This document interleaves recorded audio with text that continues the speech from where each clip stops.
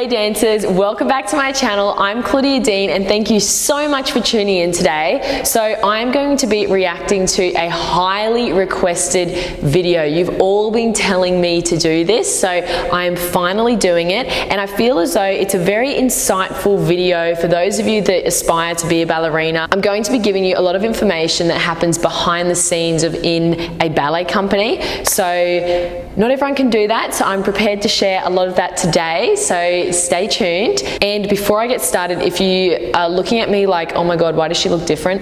Basically, I'm wearing very minimal makeup. I'm like really going through a lot of skin dramas at the moment. Well, actually not at the moment. I've been like going through skin dramas for like a year, so I'm basically like hardly wearing any makeup, foundation, because I'm just trying to clear my skin. If you follow my personal Instagram account, you probably would have seen ins and outs to it, but yeah, this is just real life and we all have our little struggles, and mine is just battling through acne constantly. So it's all good. We're here, I'm barefaced and I'm loving it. Let's get started actually with how principal casting gets released, because I think you're all going to love this, because I swear no one would have heard this before. So basically, principal casting is released every quarter. So almost every 3 months, all of a sudden it gets released. And from what I remember, because this was so many years ago, I'm just trying to think back now. From what I remember though, it was called the throwaway casting. And basically it's just literally a PDF that gets released, and it'll have the ballet and then basically the principals that are then casted for that particular role. So it might say, for instance, because I'm going to be reacting to the RITE of Spring, I'll give you my example of what it said. It said RITE of Spring, and then it said Janowski, because that was Zenaida Janowski. I think that's how you pronounce her name. And she was the first cast, so obviously her name was first, and then below it said Dean. So they just released the last name, and normally when the throwaway casting gets released, it's like, it goes around like wildfire. Like everyone's like, oh my gosh, did you see they got cast for that? And it's particularly exciting, I guess, when you're like a quarter ballet member or like a soloist and all of a sudden they get cast to do principal roles. Like that's a very exciting moment. And as I said, it goes around the company really quickly. Everyone's congratulating one another. But then also, on the other hand, it can be sad for some dancers, because there are dancers that do miss out. And of course, there are principals that don't always get cast for the ballets that they want, believe that or not. I know there's a lot of principal dancers out there that really aspire to do Giselle and they never get cast to do Giselle. They'll always be cast to do Swan Lake. You know, there's all these different scenarios going on. So it's quite an emotional roller coaster casting. I feel like that's another video in itself, but pretty much I was 20 years of age and the throwaway casting was released, and out of nowhere, I was not expecting it. One of my friends, she buzzed me like around the Royal Ballet intercom system and said, Claudia Dean, go to such and such dressing room. So I went to the dressing room and she said, can you believe it? Like, you've been cast to do this. And I was so excited. I remember feeling like something else inside me, like just going, wow, this is going to be the most amazing opportunity. But on the other hand, I'll just tell you like a little side story too, because I want this to be more of an insightful video as well for you all, that at the same time, the RITE of Spring, it's not a classical ballet, obviously. The RITE of Spring is a masterpiece that was created by Kenneth McMillan in 1962, and obviously it's done in canvas shoes, so it's not done on point or anything like that. The principal role can actually be performed by a male or female. So you have people like Stephen McRae that have done it, and then you've also got people like Lau Moreira and Zenaida Janowski and Mara Galeazzi. Like there's all these amazing dancers that have performed it that you would know about. And it is extremely demanding. And one thing I will say, I remember so many dancers coming up to me. I think it was like Stephen McRae or Edward Watson. One of them came up to me and they said, Claudia, this role you've been cast to do, like it is amazing. But there was one dancer that previously performed it. When they finished it, they would vomit. side stage. Like that's how intense it is. So I soon experienced that in rehearsals and everything like that, but it's demanding, not in a classical way, but in a way that it just pushes your body to the absolute extreme. So I can't wait for you to all see this particular solo or dance and see me reacting to it, because I'll remember how I felt in that moment, and I think it'll be really cool for you guys to see exactly what was actually going on like in my head and how I was physically feeling too. So I think let's just get straight into it. Okay, I think this is the intro. Oh, I'm walking on. By the way, I used to love that onesie. Like that was my favorite onesie I used to wear everywhere. I kind of look chubby there. I feel like I've lost weight since being like a normal person, like just a coach. Like when I was a dancer, I was like holding heaps of like fluid or something. How bizarre. Just before you let you loose, Claudia, I just want to ask a couple of questions. What's it like taking on this role for the first time? I feel like I've learned the most I've learned ever, and I mean, that is true. There's pressure involved, obviously, but it's just there's no words for it. I'm quite speechless about it, actually. It's just, oh my god, I have an English accent. Can you hear that? Actually, oh my god, that is so funny. I have an English accent. Wow, I don't know whether I was like putting that on or whether that was real. That's so weird. One thing I will say, actually, I remember when they told me that we were going to be recording this, I had literally been in rehearsal for like 3 days on this solo. So I think I had like 3 days of rehearsals, and those rehearsals were only about an hour long. And when I finished the rehearsal, someone from the press department actually came in and they said, Claudia, tomorrow we're actually going to be recording a video for YouTube. And I remember being like, YouTube, what's that? Like, no, I'm kidding. But I just sort of said, oh, okay. Like, are we doing like a segment of it? And they said, no, we want you to do the whole thing. I remember thinking, okay, right, it's going to be very raw, but that's okay. I did it. It's a big role, isn't it? Are you having to work on strength? Yes, like stamina and everything, but the best way to do it is just to run it as much as I can. My voice. Obviously cross trainer every day. Okay, so I was going on the cross trainer every day, guys. Like I was literally doing, I think it was a minute fast and then 2 minutes slow, and I would do like 8 reps of that, and I would literally walk off the cross trainer the color of my onesie, because I was working so hard for my stamina. As I said, people used to vomit doing the solo, so I wanted to be prepared, okay? Oh, the audience. What of course is extraordinary is that we watch this For those of you that don't know, that is Monica Mason. I actually feel emotional watching Monica Mason. Like she literally gave me this opportunity, and I will forever be grateful for that. And she also from there gave me the opportunity to do Queen of the Willies and so many solos in the Royal Ballet. Like she was someone that saw something in me. And I think she used to say to me that I reminded her of her when I was her age. Does that make sense? And she from there gave me all the opportunities that she would have gotten at her age, and she did that for me, and that is just something that is so special. And I remember when I decided to leave the Royal Ballet, I actually like met up with her and gave her a card, and I just feel like my career with the Royal Ballet, I feel like a bit indebted to her. Like she really gave me so many opportunities. So, oh, Monica Mason, you're a legend. And I think we're more used to seeing contemporary dance, and so perhaps it doesn't look as odd now on classical dances as it must once have done. That's true. During the dance, the final dance, you will see that That's true. Ballet has become so like modernized, I think. Like everything is so modern, and it's like steering more and more into that direction. So I think when you watch this, it won't seem that crazy. At the time when this was created on Monica in 1962, it was extremely out there. So there we go. there is quite a lot of jumping, and Claudia is blessed with a really wonderful elevation. Oh, so see? It's She's a great so chance nice. for her to really jump when the moment comes. But otherwise, it's really Literally love her. Like anything else, it really isn't. It's its own self. Okay, I think we should go into the final now. I literally remember thinking, Get ready, Claudia. So the final dance, everyone, it is crazy. At the end of it, you're literally so tired, and I'll explain how tired you are when we get to it, but you just wait, it's something else. This is like 5 minutes. And 5 minutes. We've been rehearsing now. I should think we've probably done 8 hours on it. 8 hours. Okay, there we go, 8 hours. So maybe I was exaggerating with 3 days, but oh wait, 8-9 hours of rehearsals. That must have been like a week maybe, okay.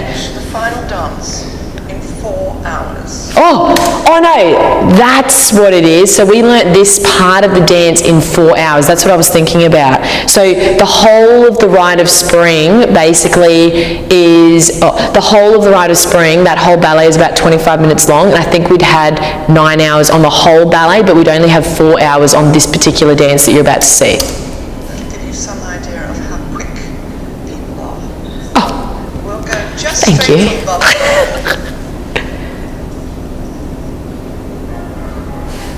It's a little bit early there.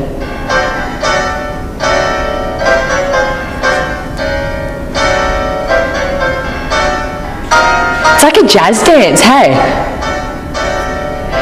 Hey, one thing, I'm just going to pause here, right? You know what's so interesting about this is that it looks like I'm marking it, but I remember thinking at the time like I was giving it my all. Like it's one of those dances where I think you just can't hold back. Like I was 20, I was very young, I was probably like not really like putting my whole self into it, which sounds really odd. Like you kind of hold back because you're worried about what people think and everything. And that's why I constantly say to people, like, try and forget about everything around you. Like, who cares what people think? Like, you've really just got to go for things, because when you half do it, people can tell. When you go for things fully, people believe you. So yeah, if I could go back in time, I would say that to myself. It's so cool.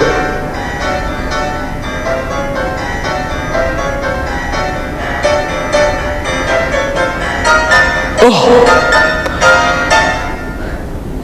This is where you had to breathe. I remember her always saying, Claudia, this is your breathing moment, because I think it goes crazy in a second.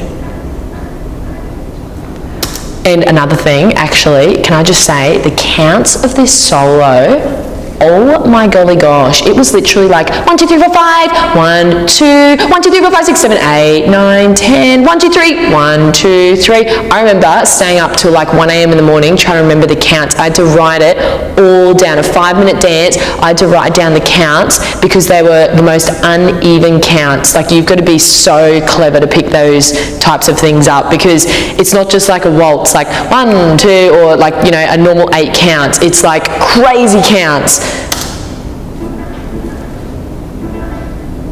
Good jumps, love it. Look like a little frog. Oh, here we go. Oh, I've just remembered something. I'm fairly sure the lady sitting there is Deborah McMillan. So Kenneth McMillan's wife. That's a moment.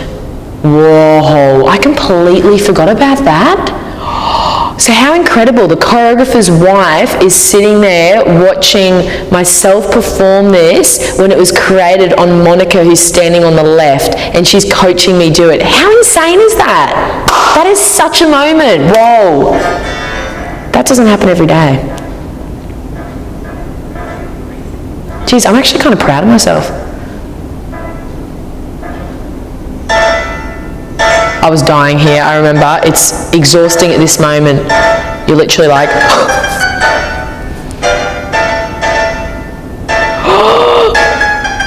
I think you can tell I'm tired. Keep going, Claudia. So you start like flopping everything because you're actually like about to die. Yeah, that's right. I remember being really tired here. I remember this. I remember everyone at the sides, because in the actual ballet of it, right, because you do die at the end, like that's the story, I actually do die, but, and also read up on the story as well, like if you want to know more about it, but I didn't really want to dive into it here. But actually, in this moment, all of the corps de ballet, and like it's pretty much, I think it's nearly the whole company, they're all around me. And even for the corps de ballet, right, this dance, and this ballet is so demanding on them too. Like, again, the counts is like 1, 2, 3, 4, 5, 1, 2, 3, da da da da, and they had to do like crazy things on random counts, and they were all like around me at this point because they're like watching me dance. I think they were all like on the floor like this or something, and I remember them all saying to me like, go Claudia, like the whole time, because I just needed like any energy that I could get because it's so tiring. Oh, I can literally feel sick thinking about this because it was so tiring. That's me literally dying. I know this is like a really random thing to say, but there's like heaps of dancers that ask me about this, about like boobs and having a bottom and everything. But as you can see, when I was a dancer, right, I had all that, and that's okay to have. Like, you can see right here, like, I'm a woman. I'm not just like flat chested and flat bottom. Like, I'm a woman here, and I'm actually like really proud of that. I know that's really random, but there you go. For anyone that's worried about that, you can still have boobs and a bottom and get cast for principal roles. Go Claudia. Oh, I was dying. They're pretty good jumps. Okay, this part you're literally needing as much energy as possible because it's a repeat.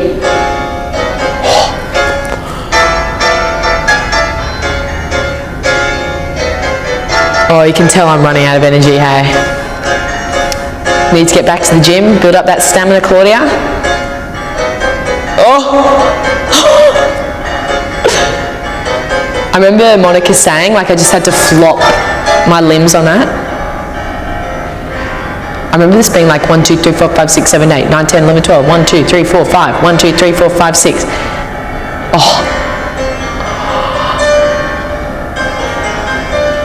And the hardest thing is too, you know, when you're so tired and you actually have to like flop, when you flop, it's like everything relaxes and like goes crazy.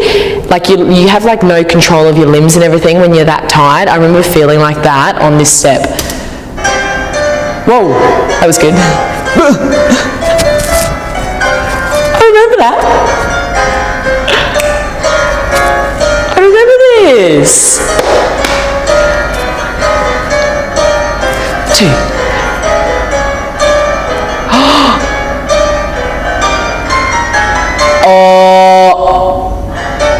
Oh no, here, I'm pretty sure this is where you want to vomit. Okay, it's not over yet, but I'm literally going to tell you guys something, and you're all going to be like, what? I did not see that coming.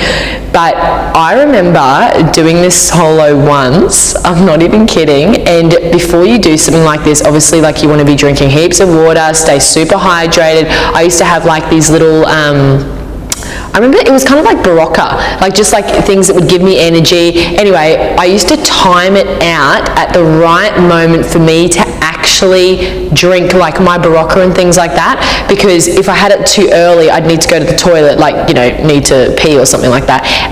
But if I had it too late, then I wouldn't get the energy. So I remember this one time, I was still learning about what time I had to drink my drinks and all that, you know, for me to feel the best for the performance. And I remember once, I can't believe I'm actually saying this. I remember once I had it too early, and I was like in this solo, before I even started it, I was thinking, oh my golly gosh, like I actually need to go to the toilet. You know when you're like really busting to go to the toilet, like you can feel your bladder? And I knew if I got to the point of like absolute exhaustion, like it probably would just come out. Like, I'm not even kidding, guys, it would just come out, because like I'm talking wee here, not poo, but literally that happened. I remember in this moment on stage, I think it was like a dress rehearsal, and I felt like a little bit pee come out because I was that tired. I had no control. Like, that's how exhausting it is. Like, you know how I said before, people were vomiting? Like, in the dress rehearsal, I literally, like, pee was coming out a little bit because I had no control. I don't know what else to say, but I was obviously still learning when I had to drink my drinks for me to have energy and then to not want to pee myself in moments like this. But I literally remember that being a thing, and I came off stage and I said to one of my best friends, I was like, Tierney, you'll never believe it, but I literally, a little bit of pee came out. I was that exhausted. my God, how ridiculous. Sorry you had to hear that, guys. But hey, this is part of it. This is what happens. This is real life. I don't hold anything back, do I? Here, she just said to breathe. You can tell I'm dying. Oh my God, let's give a zoom in on that face. 7, 8, 9, 10, 11, 12, 3, 2, 3. Oh, I didn't know the counts by then. I think she was counting that for me. 12, 4, 2, 3, 4. Oh my God. Look at my face. 9, 10, 11, 12. I'm like angry. I'm getting goosebumps. Look at the count. 5, 6, 1, 2, 3. See the count? That's how crazy the counts were.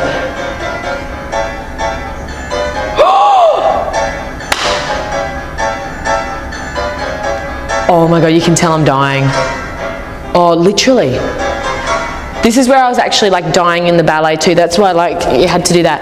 And that's the thing, I wish I was crazier. I wish I didn't hold back. You can tell I'm like 20 and still caring about what people think. Anyway, whatever. Can't go back and do it, can you? Like, I just wish I was going for it more.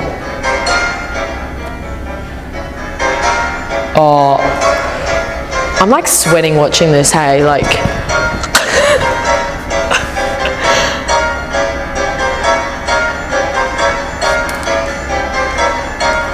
And that's me dead.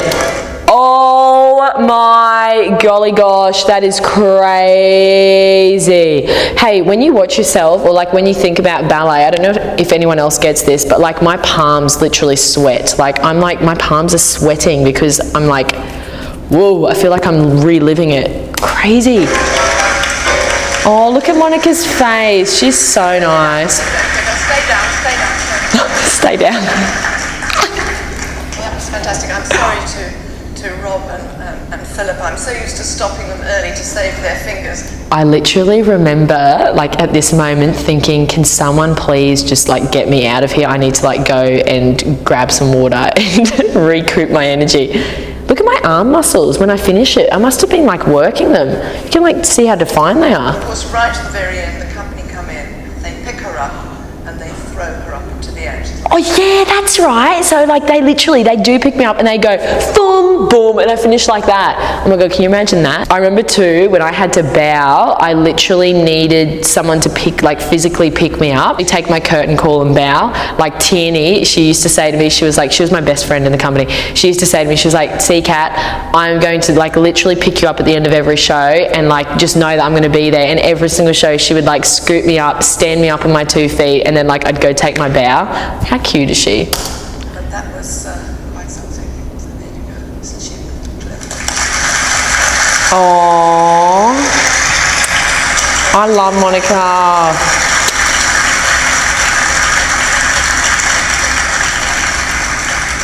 And that's it, my friends. The first principal role I did with the Royal Ballet was the Rite of Spring, and it was one of the most memorable experiences, and I'll never forget it.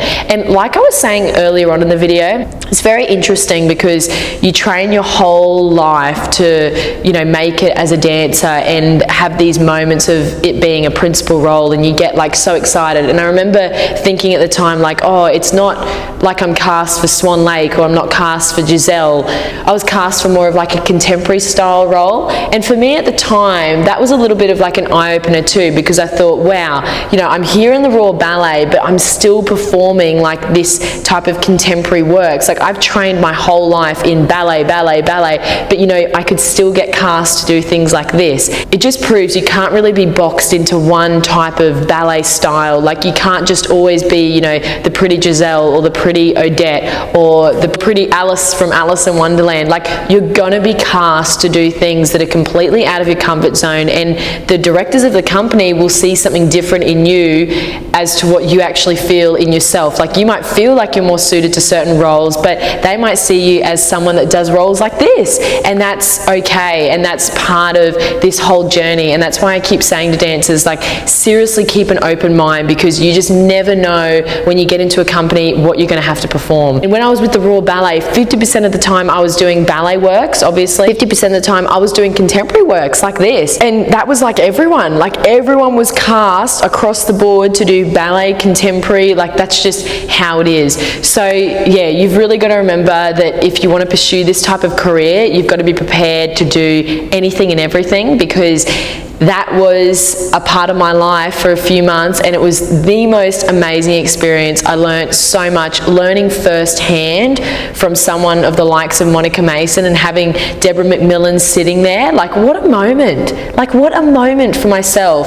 Like, something that just at the time I didn't realize how special that was, but that is just really incredible. So I'm really glad that I've actually had time to watch that today and react to it and tell you some inside stories, because this is literally the life of ballet. Like, this is the world of it. This is it. All of you that are in training right now, this is the type of thing that you're going to have to do. And that's so exciting for you all. And I really hope there's so many of you out there that get to experience the things that I've done here, because they were some very defining moments in my career, and they shaped me to what I am today. So I'll forever be grateful for that.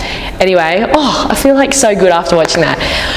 Oh, very grateful. Anyway, love you all lots. Don't forget to subscribe, and of course, as always, I'll see you in my next video. Bye!